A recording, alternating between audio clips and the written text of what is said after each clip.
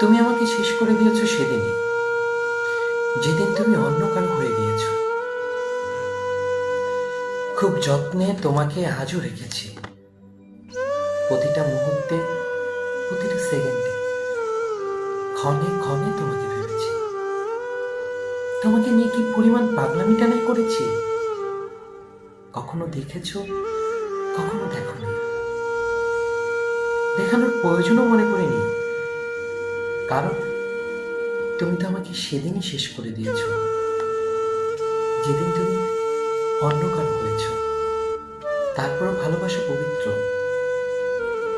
ভালোবাসা কখনো হারিয়ে যেতে দিতে হয় না। আমি সেইভাবে, একইভাবে আমার ভালোবাসাকে হারিয়ে যেতে দিইনি, ধরে রেখেছি নিঃস্ব